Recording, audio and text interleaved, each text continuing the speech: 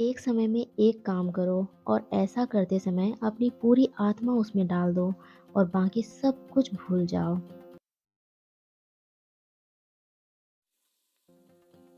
Hey friends, welcome back to my channel. कैसे हैं आप सब? I hope you all are doing well. So friends, ये है मॉर्निंग का टाइम और मैं आ गई हूँ किचन में और मैं नाश्ता बना रही हूँ। और एक पता है फ्रेंड्स, अ, एक ऐसा टाइम होता है हमारी लाइफ में जब हमें कुछ करने का मन होता है ना, तो वो सब करने के लिए हमारे पास पूरी आज़ादी होती है कि तुमको जो मन में आता है ना वो करो। तुम्हारा जो मतलब पढ़ाई से रिलेटेड हो या कोई भी एक्स वाई जेड कोई भी काम करने की पूरी आज़ादी होती है। बस वो काम सही होना चाहिए अपने पेरेंट्स की नज़र में, ठीक है? और हमारी नज़र में। और ये सब करने का जो टाइम होता है ना और मौका होता है, वो सब मौके ना फ्रेंड्स हमें शादी से पहले दिए जाते हैं। शादी से पहले हमें पूरी आज़ादी होती है कुछ भी काम करने की। लेकिन उस टाइम को हम जब गँवा देते हैं ना, तो बहुत पछताना पड़ता है। और मेन तो जब हमारी शादी हो जाती है ना, तब हम सोचते हैं कि काश हम ये काम पहले ही कर लिए होते, काश हम ये पहले से सक्सेस हो चुके होते, उस टाइम को बर्बाद ना किए होते। बहुत कुछ सोचना पड़ता है जब हम कुछ नहीं कर पाते हैं शादी से पहले तो। और शादी से पहले हमारी ये गलती होती है ना कि हमें जो आज़ादी मिलती है उसका हम सही से यूज़ नहीं कर पाते हैं।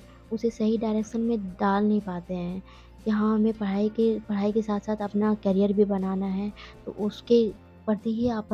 उसके प्रति हमें लग जाना चाहिए।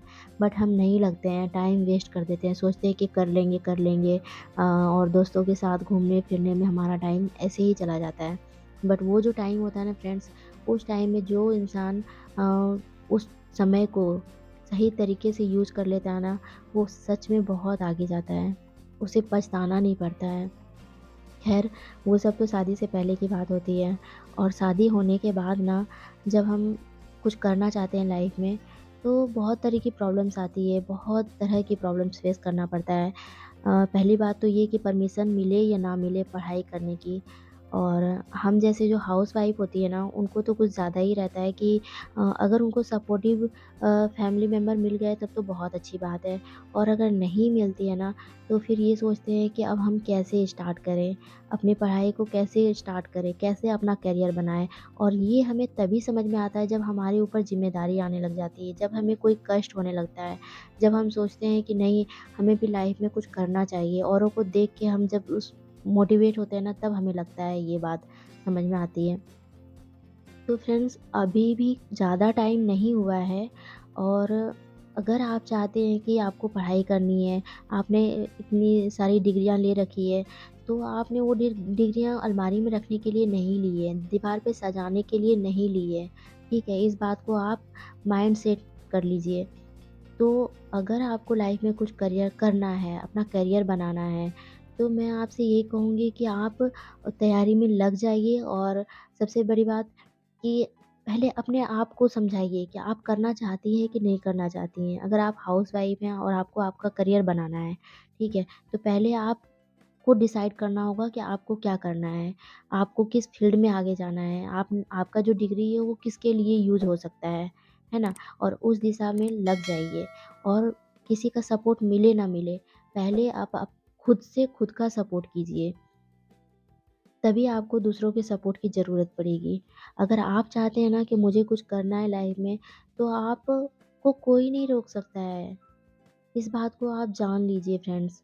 और मैं यही कहूँगी कि अगर आप हाउसवाइफ़ हैं और आप अपनी लाइफ़ में कुछ करना चाहती हैं, तो फिर रुकिए मत और स्टार्ट हो जाइए। हाँ, ये बात अलग है कि शादी होने के बाद काफ़ी सारे लोगों की पढ़ाई छूट जाती है और वो पढ़ाई वापस से स्टार्ट करने के बारे में जब सोचती हैं, तो काफ़ी ऐसा लगता है कि बहुत देर हो गई है। लेकिन पढ़ाई का कोई समय नहीं होता है फ्रेंड्स, ठीक है? तो आप अगर पढ़ना चाहती हैं, तो क्या दिक्कत है? अभी आपके पास ऐज है, समय है, आप स्टार्ट कर दीजिए। अगर आपने स्टार्ट नहीं किया ना, तो 10 साल बाद आप उस आगे देखिए, तो पता चलेगा कि आप कितने ही पीछे रह जाएँगे। कई लोगों से कई गुना पीछे रह जाएँगे। आपको ऐसा लगेगा कि काश हम उस टाइम भी स्टार्ट कर लिए होते। तो पछताने से अच्छा है कि आप स्टार्ट कर दीजिए। तो फ्रेंड्स, यही सब बात है जो हमें सच में करना चाहिए। मैं भी एक हाउसवाइफ़ हूँ और मेरे तो एक बेबी भी है और इसको ध्यान रखते हुए मुझे अपना पढ़ाई करना होता है। जैसे कि आप लोगों को पता है कि टीआरई 2.0 की तैयारी की थी मैंने, बहुत ही अच्छे से की थी, लेकिन मेरा सिलेक्शन नहीं हुआ, 2 नंबर से मैं रह गई हूँ और अभी फ़िलहाल यही मैं सप्लीमेंट्री रिज़ल्ट का वेट कर रही हूँ और बहुत ही ज़्यादा बेसब्री से इंतज़ार कर रही हूँ कि कब आए रिज़ल्ट और कब मुझे पता चले।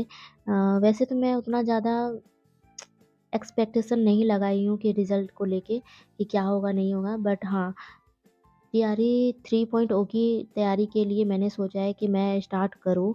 बट उसके लिए भी मुझे ना थोड़ा-सा माइंड में कुछ न कुछ चलते रहता है कि क्या होगा, नहीं होगा, रिज़ल्ट सप्लीमेंट्री रिज़ल्ट आ जाता है माइंड में। इस वजह से भी मैं थोड़ा-सा रुक जाती हूँ। और बाकी मैं सोचती हूँ कि जो मैंने पढ़ाई कर रखी है ना, वो मैं नहीं भूलूँ, उसके लिए मैं अब से रिवीज़न स्टार्ट कर दी हूँ, रिवीज़न कर कर रही हूँ क्योंकि जब रिज़ल्ट आया था तो मैं बहुत ज़्यादा अपसेट हो गई थी और अपसेट होने की वजह से मैं पढ़ाई मतलब नहीं कर पा रही थी। तो इस वजह से मैंने सोचा कि मैं अब रिवीज़न स्टार्ट कर देती हूँ और रिवीज़न के लिए मैंने अपना जो भी नोट्स बना रखे थे मैंने पेड कोर्स से, उसको मैं रिवीज़न करती हूँ। और देखिए मेरे पास भी बहुत सारे काम होते हैं, बहुत सारे काम होते हैं, लेकिन उन सब कामों को करते हुए भी मैं पढ़ाई पे ध्यान देती हूँ क्योंकि मुझे पता है कि मुझे लाइफ़ में क्या करना है, मुझे क्या अचीव करना है, मुझे मेरे बच्चों के फ्यूचर के लिए मुझे क्या करना है। तो ये सब चीज़ें ना फ्रेंड्स हमें बहुत आगे लेके जाएगी, इसलिए हमेशा पॉज़िटिव बने रहिए और हमेशा आगे बढ़ने के बारे में सोचिए, जो हो गया सो हो गया, उसको अगर हम पीछे मुड़-मुड़ के देखेंगे ना तो सिवाय दुःख और तकलीफ़ के हमें कुछ भी नहीं मिलने वाला है। इसलिए अगर मैं रह गई हूँ, रिज़ल्ट मेरा नहीं हुआ है, तो उसके बारे में मैं सोचती हूँ ना तो सच में फ्रेंड्स मैं बहुत ज़्यादा परेशान हो जाती हूँ। इसलिए मैं सोचती हूँ कि परेशान होने से अच्छा है कि मैं नेक्स्ट अपॉर्च्युनिटी के लिए अपने आप को तैयार करूँ, जो कि हमें ना कहीं न कहीं कुछ अच्छा ही आगे लेके जाएँगे। हो सकता है और पॉज़िटिव सोचने के अलावा हमारे पास कोई ऑप्शन भी नहीं है फ्रेंड्स, इसलिए पॉज़िटिव सोचिए और पॉज़िटिव बने रहिए और आगे बढ़ते रहिए। तो फ्रेंड्स यहाँ पे मैं भी अभी रिवीज़न कर रही हूँ और आपने ज देखा ही है कि मैं बच्चे को जैसे ही उसको टाइम मिलता है जितना टाइम दे पाती हूँ उतना देती हूँ, फिर अपना काम को करते हुए मैं अपनी पढ़ाई को कंटिन्यू रखती हूँ।